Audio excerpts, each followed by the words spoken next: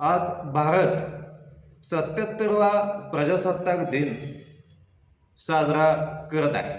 ध्वज फडकतो आहे, परेड काढल्या जात आहेत, घोषणा दिल्या जात आहेत. पण आजचा खरा प्रश्न असा आहे, आपण प्रजासत्ताक म्हणून फक्त उत्सव साजरा करतो आहोत, प्रजासत्ताक म्हणून चिंतन करतो आहोत. सन 1950 भारताने स्वतःला प्रजासत्ताक घोषित केले. पण 2026 मध्ये उभा असलेला भारत खरोखरच संविधानाच्या आत्म्याशी प्रामाणिक आहे का? हा प्रश्न विचारणे म्हणजे राष्ट्रविरोध नाही. हीच खरी राष्ट्रनिष्ठा आहे. 77 वर्षात आपण काय गमावले? संविधान पुस्तकापुरते मर्यादित झाले. नागरिक मतदार बनले, पण संविधानिक नागरिक बनले नाहीत. अधिकारांची भाषा कमी झाली. सवलती, घोषणा आणि लाभांची भाषा वाढली. आज बहुसंख्य भारतीयांना मूलभूत अधिकार काय आहेत? राज्यांची कर्तव्य कोणती? धोरणात्मक निर्णयावर प्रश्न विचारण्याचा अधिकार कसा वापरायचा याची माहिती नाही. संविधानिक अज्ञान हेच आजच्या लोकशाहीचे सर्वात मोठे आव्हान आहे. जागतिकीकरण आलं, स्वागत केलं गेलं, पण त्यासोबत भांडवलशाहीचं वर्चस्व, कॉर्पोरेट धोरण निर्मिती, बाजार केंद्रित राज्यव्यवस्था. आज राज्य आणि केंद्र शासन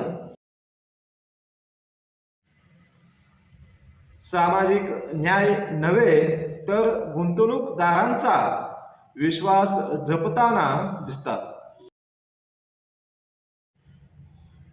संविधान नव्हे तर रेटिंग एजन्सीज महत्त्वाच्या ठरतात.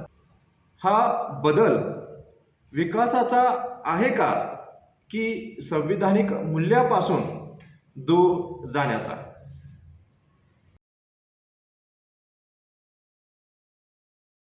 कायदेशीर आहे, धोरणात्मक आहे आणि अत्यंत सुसंस्कृत भाषेत लपवलेली आहे. आपल्या जमिनीवर हक्क गमावत आहेत. आपल्या श्रमांची किंमत ठरवू शकत नाहीत. कर्ज, बेरोजगारी आणि महागाईच्या चक्रात अडकले आहेत. हे सर्व प्रजासत्ताक भारतात घडत आहे. हीच खरी शोकांतिका आहे. प्रजासत्ताक दिनी आपण संस्कृतीचे प्रदर्शन करतो, पण प्रत्यक्षात धर्म राजकीय साधन बनतो. संस्कृती ब्रँड होते, शिक्षण स्पर्धेचे हत्यार बनते, नैतिकता अव्यवहार्य ठरवली जाते.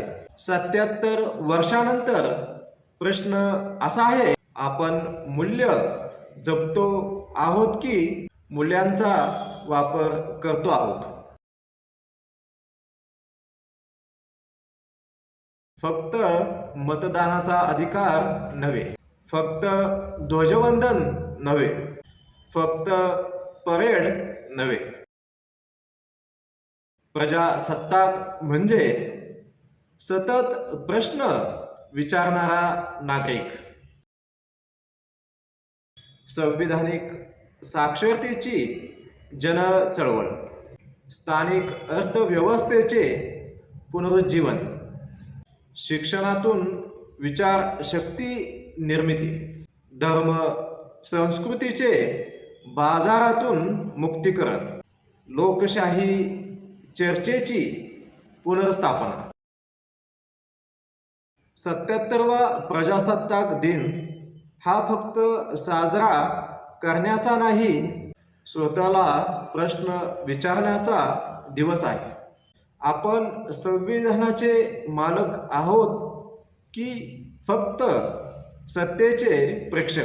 मी श्री प्रमोदजी सस्ते, संपादक @प्रगती चळवळ.